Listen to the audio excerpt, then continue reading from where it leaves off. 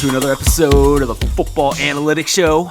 My name is Ed Vang, your host, and on this episode, I am pumped to have Matt Waldman on the show. He is the creator of the Rookie Scouting Portfolio. He's a staff writer over at Football Guys, and today he doesn't quite know it, but he's going to give us some betting insights based on all his tape watching. Matt, welcome to the show. Hey, I appreciate it, Ed. It's always a pleasure to get a chance to do this with you. And, it's a nice fall day here in Georgia, North Georgia. So beautiful. Going to get a chance to enjoy some leaves a little bit later on with the pup. So we'll see. Excellent. Yeah, and Matt, I usually have you on April to talk about Rookie Scouting Portfolio. Definitely hope that we can do that again. But I just thought it'd be fun to do something in season, figure out what you're doing in season. And I do think that I do think that this audience will be really interested in what you have to say. Oh, well, cool. The Football Analytics Show is brought to you by the Power Ranks Sports Betting Newsletter. Looking for some action on any given weekend? This is the free service for you, as Five Nugget Saturday is my curated list of tips and analytics. To sign up for free, go to thepowerrank.com. That is my site for better data and analytics for sports betting information. Once again, that's thepowerrank.com. Matt, I really want to talk about Anthony Richardson. You came on my podcast before he got drafted in 2023, and I very distinctly remember you called him a great learner. So it was you talked about him. You were very high on him. You had him ahead of C.J. Stroud and Bryce Young in that draft. He was, I think, pretty decent as a rookie until he got hurt. And this year has kind of been all over the place. So let's reevaluate Anthony Richardson. Sure. I think first of all, what I would probably want to do is just set the bar by saying we should probably reevaluate how the media evaluates rookie quarterbacks, because really the way scouts look at quarterbacks, and this is different also than how coaches and owners look at rookie quarterbacks, but the scouts generally know that it takes about 18 to 30 games to really understand whether they have something in a player. And the reason that is that when you take into account the jump in competition, that even if Anthony Richardson played in the SEC, all the SEC stars who were going to the NFL still were a good 2 to 3 years away, most of them, from becoming good impact players in the NFL, because everyone has to go through the transition of playing against the top 0.5% of all football players in terms of physical, mental, conceptual understanding of the game. They have to also handle more responsibilities at the line in terms of checks at the offensive line and setting protections, being able to be on the same page with their receivers with coverage disguises, some disguises that they are never going to see in the SEC, or even if they do, they may not see them with the inventiveness of the disguising that these veteran players often show. And then there's just a mass amount of much more robust playbooks that they're going to have to remember. So all that classroom learning, all that motor skill learning, all those different things that they've got to account for can slow their games down if they're given a lot of responsibilities early. Or if they're giving a pared down offense early, they can look good early on until defenses start to do their pro scouting, or opposing teams do their pro scouting, and they don't look at Florida tape. Okay, they look at what he's done over the first 4 to 6 games, which is why you often see players like Jaden Daniels or Baker Mayfield or Drew Lock look good early, and people go, oh, he's for real. He's going to be really good. And then after like 6 to 8 weeks, you start to see a slight lull. Then you start to see a decline between, say, weeks 8 through 17 of their starting career, where it's like they've kind of hit a plateau, or maybe they're even regressing on some level statistically. And then you've got to see whether or not they're going to, that's because defenses have taken like a playbook, or have taken their scouting, and they've started to the coaches start implementing a few things that they see from those scouting reports. Okay, let's try this. We can't throw everything at them, because if we fail, we might lose the game trying to do everything. And we don't know for sure what he can or can't do completely yet. So we're going to add this into it. And the book gets gradually added until, say, the team in week 12, 13, or 14 is like, well, we've got a book on them because we've seen enough. And these other teams have shown us what they've been able to do successfully. And our scheme matches up well against theirs. this is what we can do to confuse him or to put obstacles in his way. And then it's incumbent upon that quarterback now, who maybe the first 8 weeks said, hey, was playing in a way where it looks like, hey, they look like they did when they started in college. Well, that's because, again, they're not facing defenses specifically designed to stop them in certain ways. And if they're deep and if their surrounding talent is pretty good, where they can avoid getting blitzed every down, then, or that their offensive coordinators have, decent playbooks and decent concepts of how to call plays and enough detail to work with the player's strengths, then that player does look like they did in college. But then that middle period in those first 18 to 30 games is when they start to be tested on things that they might not be as good at. And then after that period, it's during that period and after where they have to show that they can overcome that and start looking like they did in college again. And then the guys who actually grow beyond that and get better than what they look like in college tend being the superstars, tend being the Tom Brady's of the bunch. So when you look at Anthony Richardson in that period, you would say he's still in his rookie year. He only had a certain number of starts, and of course his EPA was higher per play than just about anybody. It was higher than any quarterback, I think any player, because of his running passing combinations. What you see is a very aggressive player, and you can see that he has great arm strength, great strength, body strength to be able to shake off defenders. He's basically Josh Allen plus in terms of physical ability. And he's still working his way into that. So like Allen, he's having to learn different coverages. He's also, unlike Allen, dealing with blitzes at a higher rate than just about anybody was. And when you look at the stats, him, Allen, other players that would fit like athletically and stylistically into the equation would be Cam Newton, Lamar Jackson. I'm trying to remember who else I put, but when you look at all of them statistically in their first 9 starts, their stats were essentially the same. I mean, there was no major differences in anything that you would look at for what they did. He was as good or better in some areas, or slightly, or maybe like third out of the 4 that I looked at. Nothing stood out about him bad or much better, other than maybe he was a little bit better. He was the best on touchdowns in terms of scoring touchdowns of the 4. So what happened with him is that I think more than anything, if I'm going to be honest, from what I've seen before and since he's returned, is that, we're just going to put it plainly. Jim Irsay probably got impulsive, probably heard ESPN talking about them on a daily basis, or whatever sports channel with 3 or 4 letters that spends all day entertaining people. And these owners are guilty of this. And I know this sounds crazy to say from someone from a scouting perspective, but you don't know how many conversations I've had with current and former scouts who say, listen, the root issue that we have is that we do all this work. We spend years doing it. Our GM or head of pro personnel gathers this stuff up. And ultimately, we are then dealing with a billionaire who listens to talk radio, and we have no idea whether they're going to completely do a 90 or even 180 degree turn on what it is that they paid us to do, because some car dealer owner that is in the steam room with them in the show is talking trash to him, in his country club or in his box or at the swanky place. And we've seen so many decisions countermanded that we've talked about because of impulsive owners who basically think they're God when it comes to these types of things. And so Irsay probably saw an opportunity for them to win, thought Joe Flacco, the backup savior in Cleveland, could do Joe Flacco Part 2, the sequel, but we all know that sequels are never as good as the original. So except for The Godfather. Except for The Godfather. Yes, there are some rare occasions. That's true. Or Aaron Rodgers to Brett Favre, or something like that.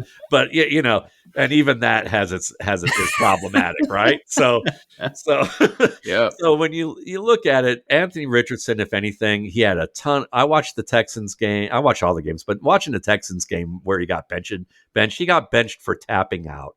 and then all the old fogey NFL players who equate themselves with warriors. And, and it is a warrior mentality, and it's a collision sport. It's a punishing sport. It is definitely a sport that can be detrimental to the long-term effects of your life, but it's not combat, folks. I have 3 kids who have served in the armed services. One of them served in Mosul under combat conditions. And it's an insult to me that some of these guys talk about themselves like they're warriors, because the last warrior I knew who came from the NFL or went to the NFL afterwards was what, like Roger Staubach and Rocky Blyer.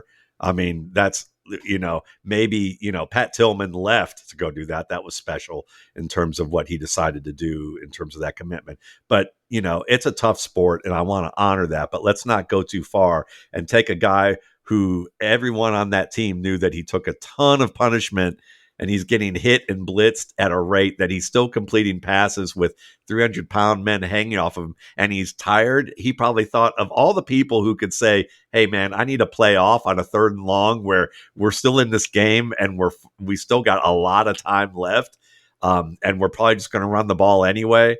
And, if, it would be to me like Steve McNair saying he needed to play off. After seeing Steve McNair play all those years, if he said he needed to play off, no one would have questioned him about that. But Anthony Richardson's a rookie. It was bad optics, bad timing, and it just shows the hypocrisy of it all because really, whatever it is. That's why he got benched, because when you look at that game, when you chart the plays, he probably should have, if his receivers actually caught the catchable balls, the ones that I really judged as catchable, even if they were slightly difficult, I got rid of the ones that were difficult catches. He still would have been, instead of 10 for 32 for 170 something, he would have been closer to 17 or 18 for 32 for 275 yards and 4 touchdowns, in that game. Wow. And okay.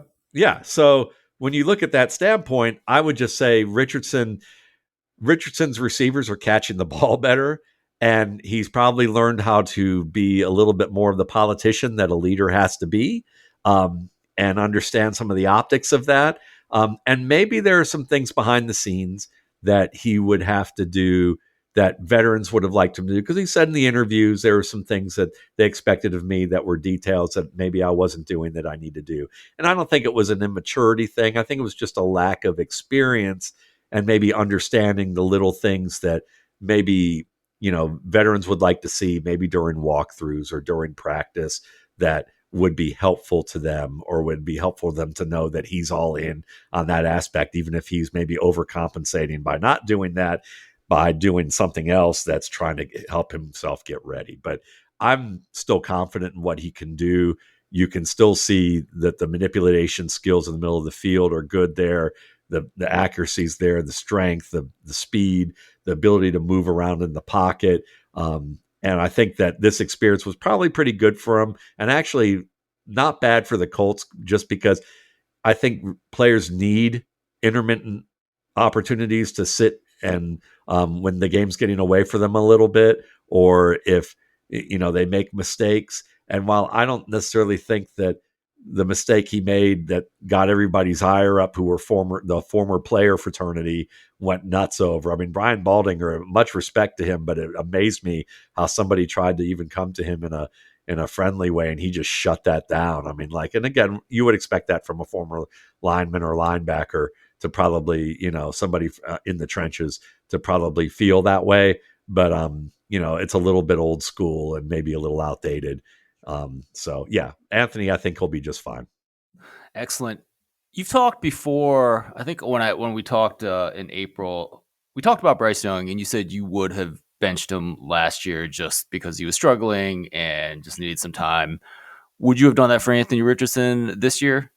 Yeah, I mean, I think I would, with any of the players where I think parts of a game are getting away from them, and that I feel like that they're trying to push too hard to make plays in situations where they had more time to do so, and they weren't managing the game well, I would bench them for that, because really that's where intermittent benching can go well. If you get the player out of bad habits and say, listen, I'm going to enforce the fact that when we're inside our own 20 or inside the opponent's 20, and you start trying to force balls that you shouldn't and not throw things away, or try and force plays that we shouldn't be forcing, I'm going to take you out because you're pressing too hard. I want you to, try and make big plays, but ones that are like just blatantly bad. I'm going to pull you out so that you can watch how a veteran would do these things, because you're going to eventually do them better than the veteran.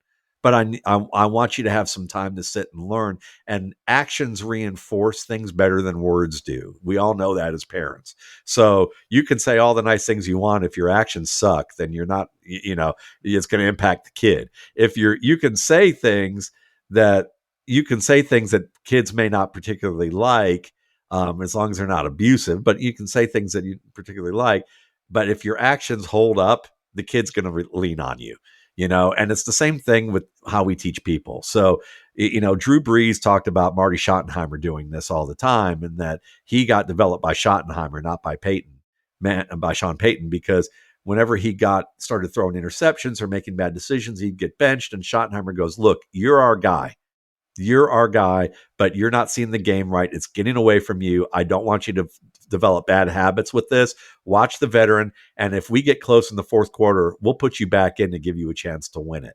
And he did that repeatedly. And a lot of guys got that repeatedly. So yeah, I would have benched Anthony Richardson just when he starts pushing a little bit too much. If there was like, if he made more than two plays that were like that, or more than one play that was blatantly bad, I would probably take him out for a quarter and say, "Listen, this is what we're doing." But I think, we'll see if owners go back to doing that. I think the Colts lucked out with Irsay's impulsivity, and it gave Anthony a little bit of pause to go, this is my chance to do everything that I can do to make it right as a young man. And I thought I was doing that, but maybe I got to dig a little bit more.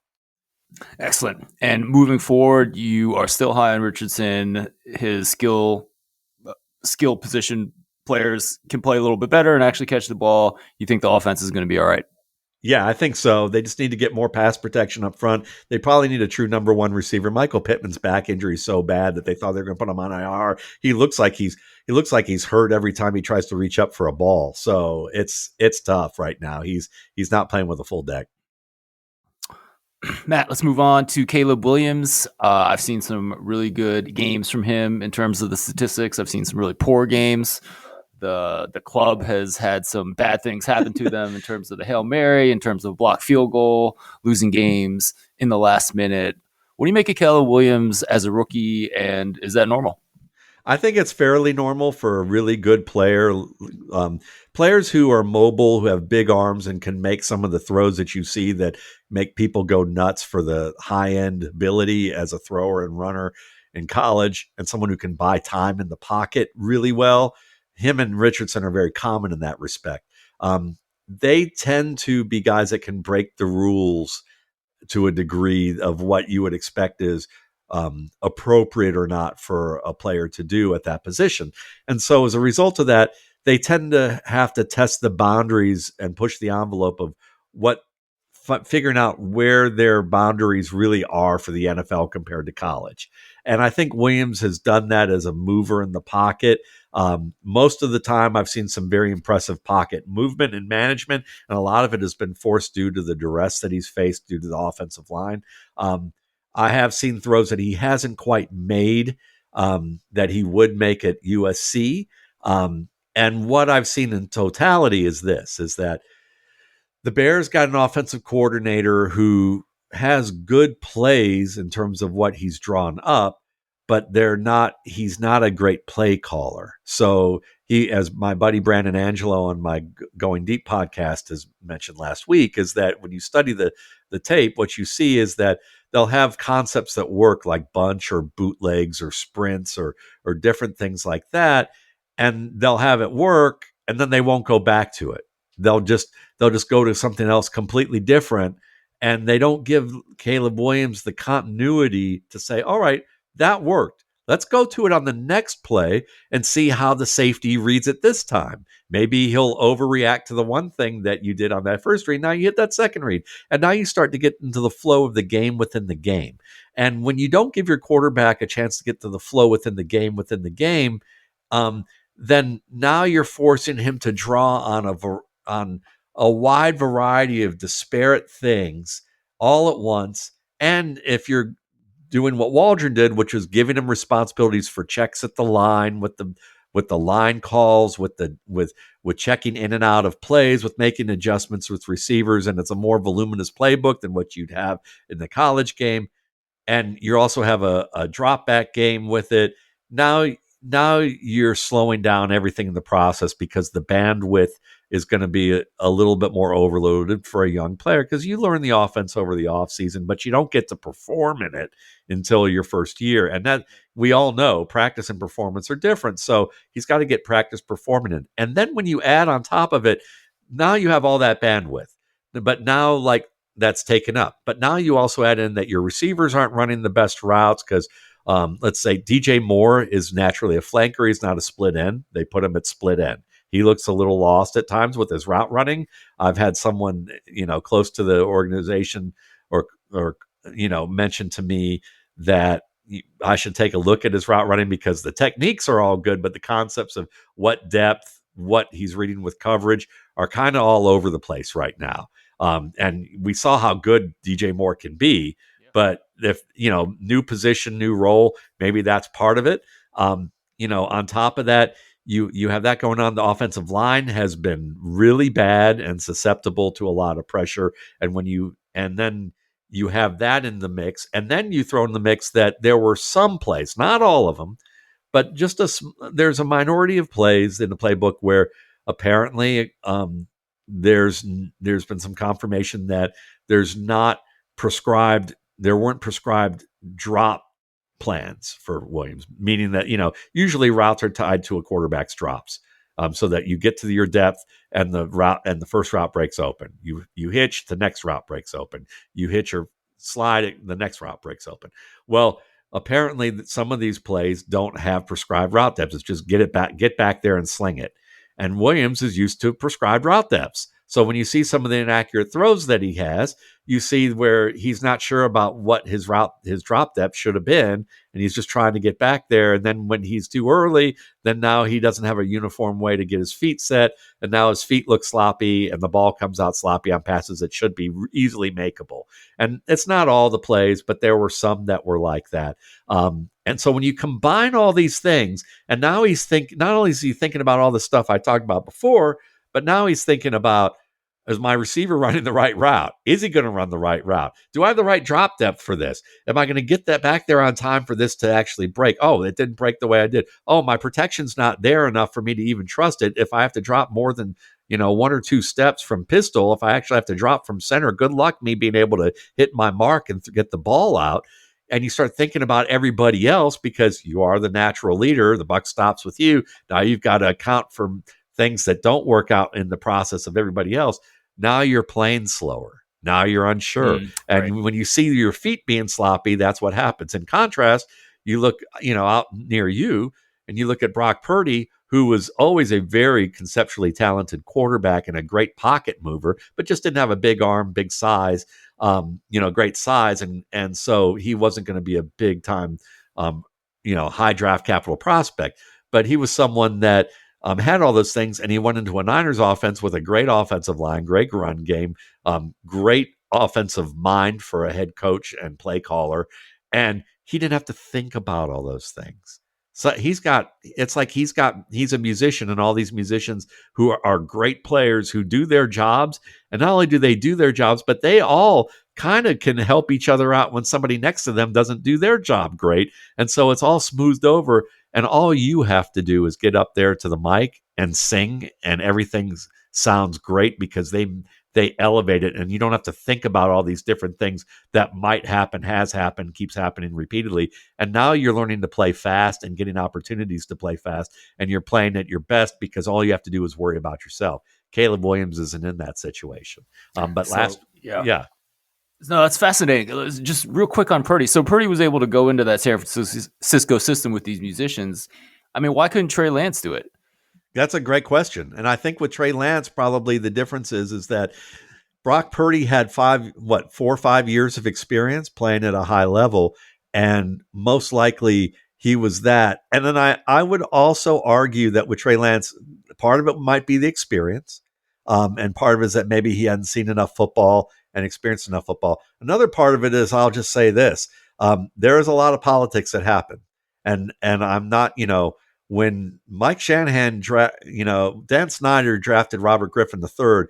Mike Shanahan didn't believe in Robert Griffin III, even though he was saying in camp all these nice things about how he was analytically and how smart he was and how he got the offense down and he'll be our starter and everyone was on point. In hindsight, a lot of what he said was, I wanted to Kirk Cousins was my pick because I didn't believe in the direction of taking Robert Griffin. I didn't think he would be a good NFL quarterback long term in the system that I wanted to do. And we created it for it because Dan Snyder wanted it. And when Robert Griffin came back that second year and said, hey, I want to be a pocket quarterback and develop into that, and I want him to put to the playbook, Mike Shanahan, who's a great coach and great football mind, is also a very manipulative human being in terms of how he goes about doing things as a manager. He removed all of Jake Plummer's drop sprint out playbook work in Denver the year that after they took him to the AFC Championship and made a Pro Bowl, because he was tired of Jake Plummer still throwing some key interceptions and didn't want him anymore.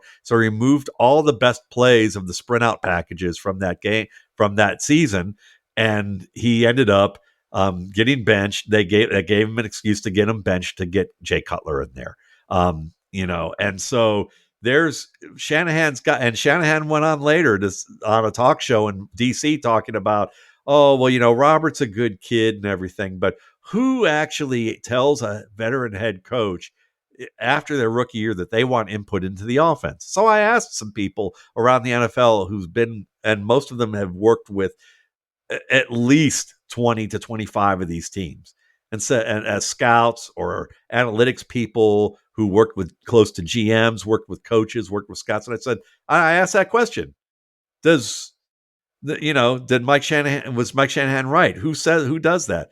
And the answers I got was only 90% of the league allows their rookie quarterback or first or second year quarterback to have input in the offense. Right. What's he talking about? But he was trying to make Villain look like this naive guy who was put up by Daniel Snyder, and he had already been fired and he's out of it. Now I say all that because guess who sits up and who has a nice little box up in the 49ers facility watching practice on a regular basis, at least back in that day? It was Mike Shanahan.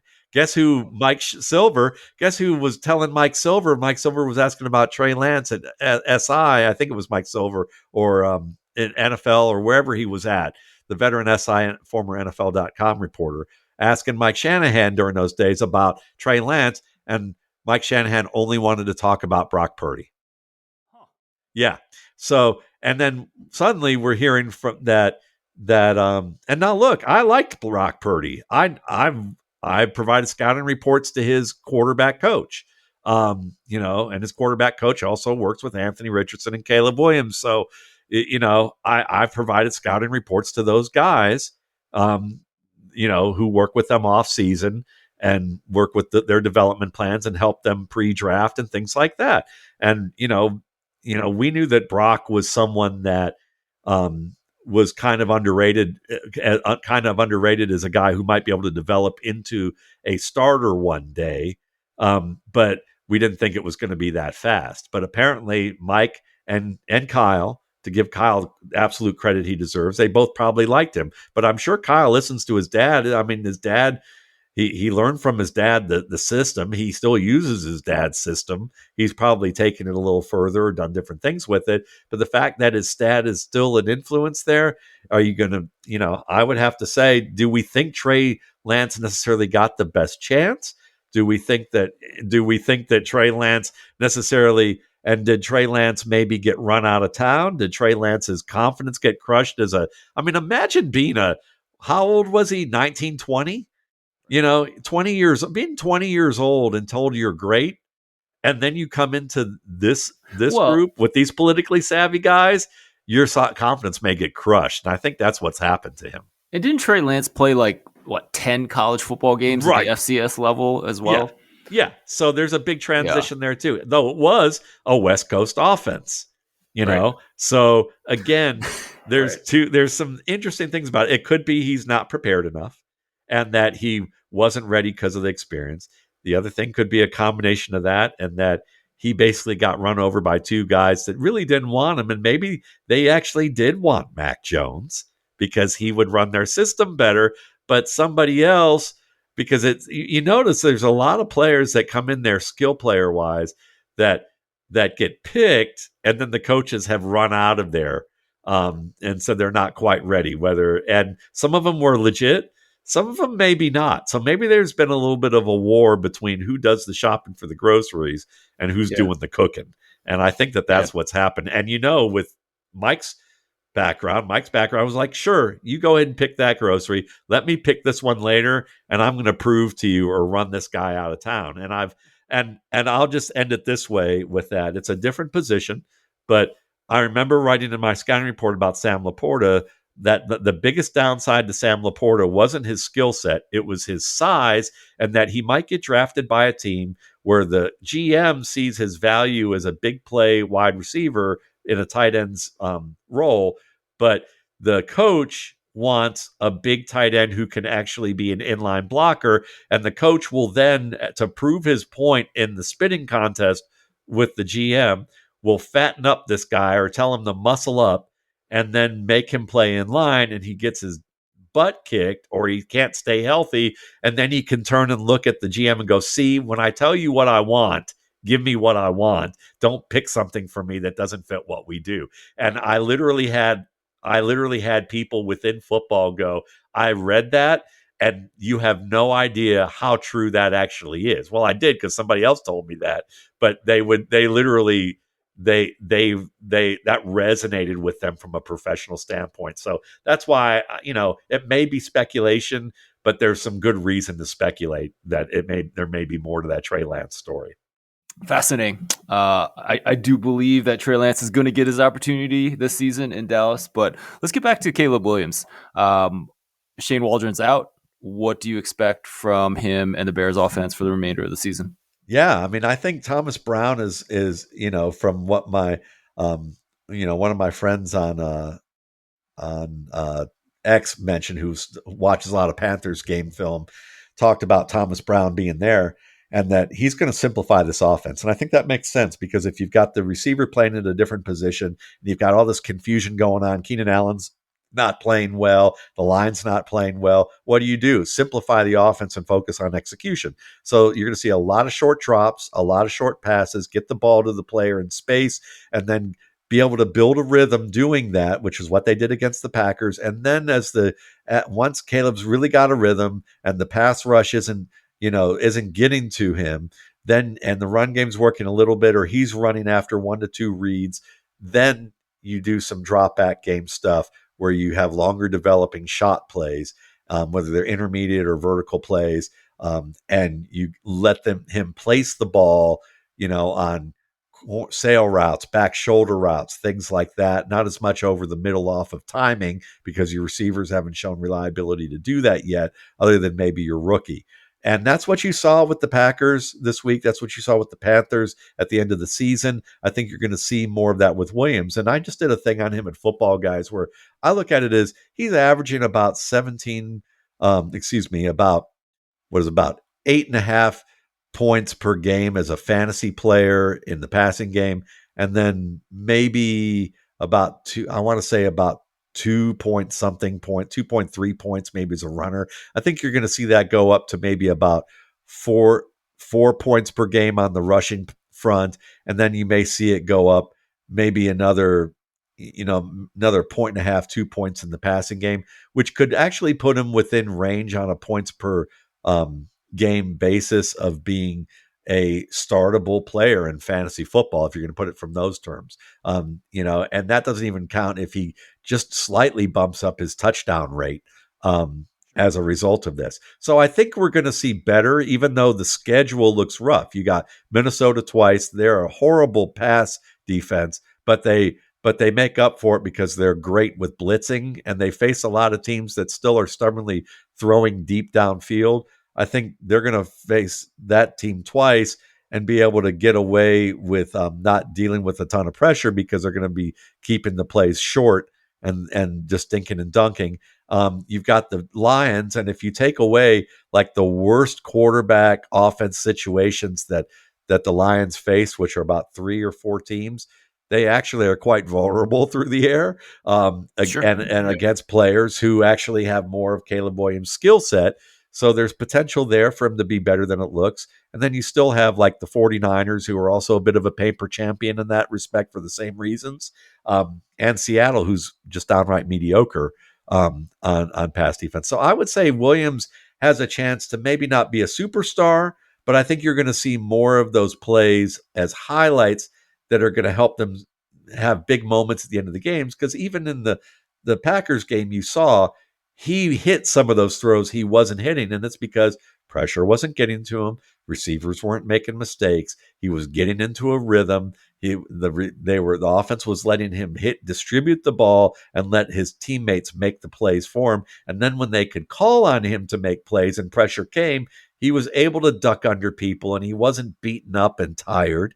He was fresh enough to be able to make those plays and not be a yard off or a yard behind in one direction with a big time throw that he would have hit at USC. He was suddenly hitting a couple of those plays at the end of the game. And I think you're going to see more of that.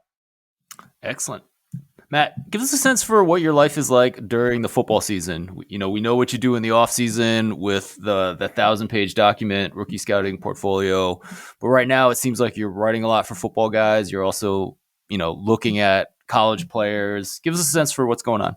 Sure, we'll do it, say, from like Monday through Sunday, so that you get a chance. So, or start Sunday. Sunday, I watch pretty much as many of the NFL games as I can watch from Sunday morning through basically Monday afternoon, and I'm really just studying talent, and I'm taking what I would call film notes on social media, both on Blue Sky and X. And I use that as fodder for a Monday column at Football Guys called The Top 10, where I just provide film notes and commentary about and written word around it about what I think about what these players are doing well, how that may help you scout other players, how that may bode for that player's fantasy prospects, what defenses or schemes are doing against certain players, whether we should be going with or against the narratives that are going to come out on Monday and Tuesday about these games, and how you can use that for your fantasy advantage. And that gives me a lot of chance to scout players who I've already watched to see how they're doing, and use that information to understand the NFL standard for the game, because I use that to apply to how I scout the college game in the RSP. So watching NFL film is paramount to scouting college film, because you understand where people get too hyped up about athletic ability or underrate technical or conceptual things that are more important. And you understand that certain things that people get really hyped up about, you go, well, that's normal in the NFL. That's just a baseline thing. They didn't do anything special. They did what was expected, versus here's something, so I'd look at that. Tuesday, I also do a Monday podcast.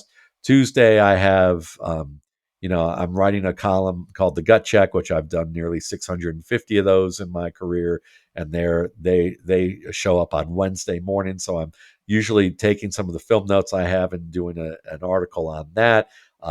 Sometimes a podcast appearance, usually watching a couple of college prospects during the day as well, and balancing that out. And so I'm spending, a good 8 to 10 hours of my time doing that kind of stuff.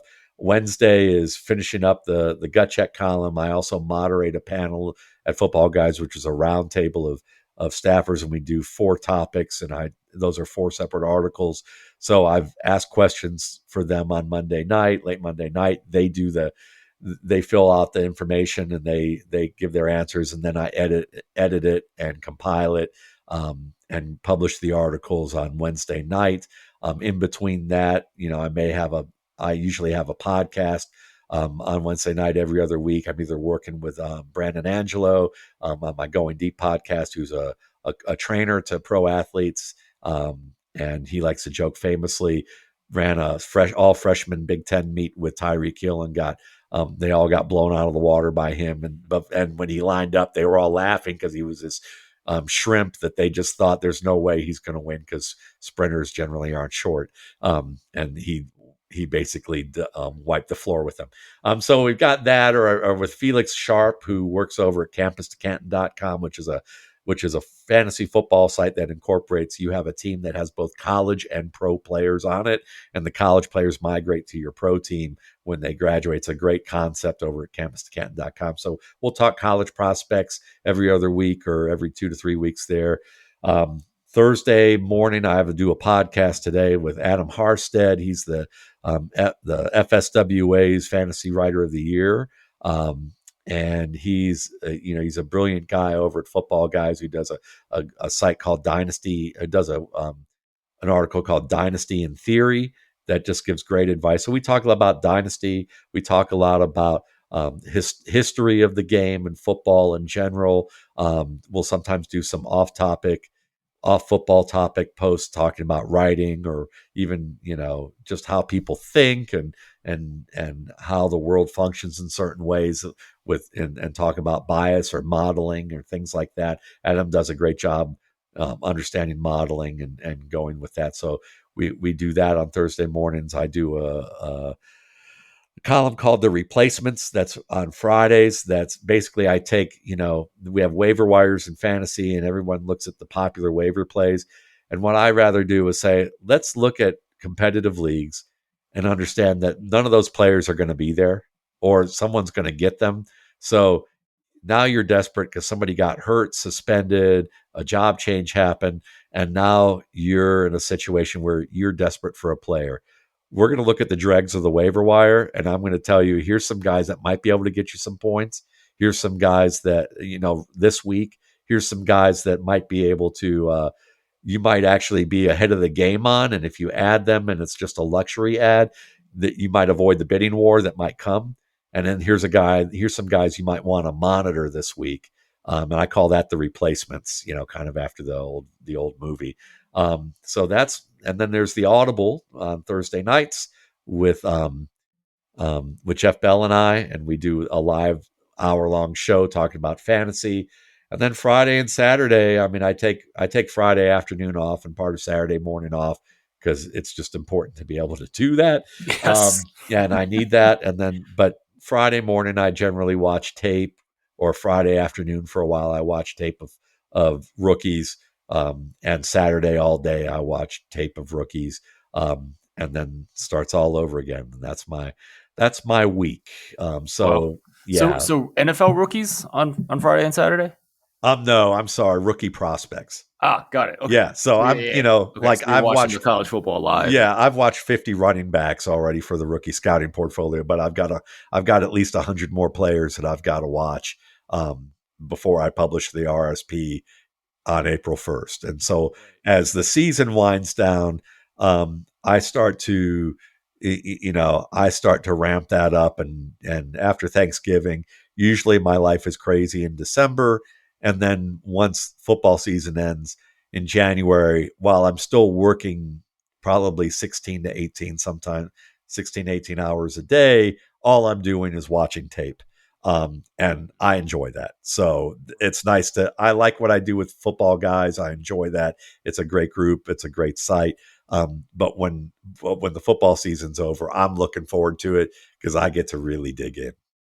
Excellent. So for RSP, how much that tape do you watch during the season as opposed to January, February, when it's more the off season? Yeah, I would say I've probably, by the time the season is over, I will probably have watched 60 to 65% of the tape between June and January.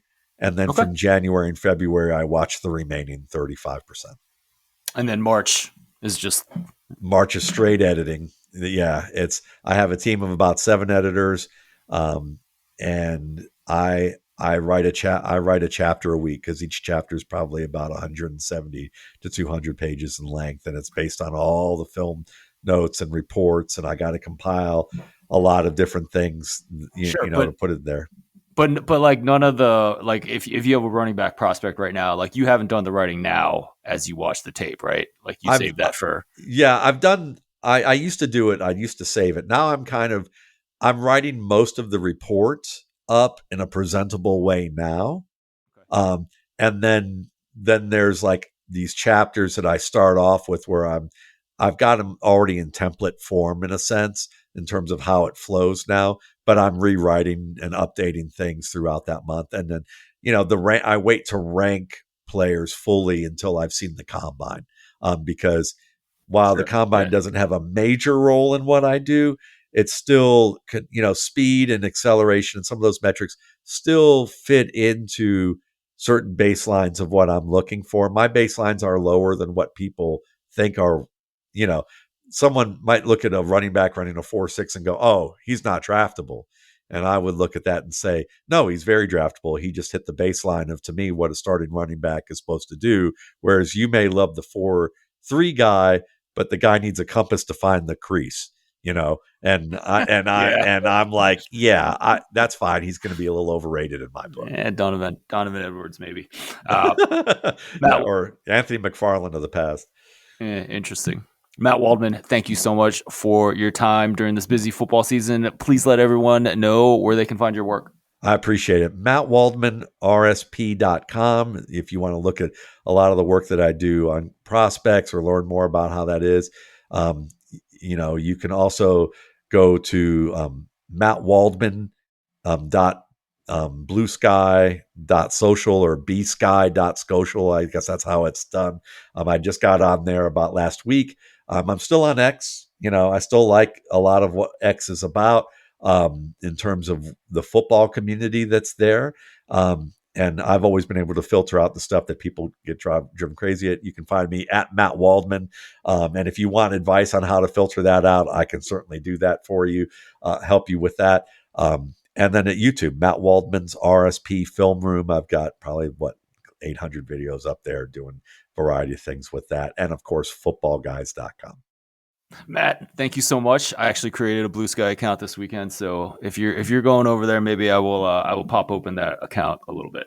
Cool, I like it, and I'm planning on staying there for a while. The only criticism I would have is that and it's just very individual to me, is that for my Monday football column at Football Guys, when I post social media videos that I'm taking to give examples, the videos on X show up on the page for Football Guys, so like you don't have to click the link to go to it. At Blue Sky, they don't show you the video with it. You have to go to the site to get it. So I was planning on using Blue Sky as the way to do it, and then I found out that it wasn't going to work that way, so I went back to Twitter. So that's the one thing.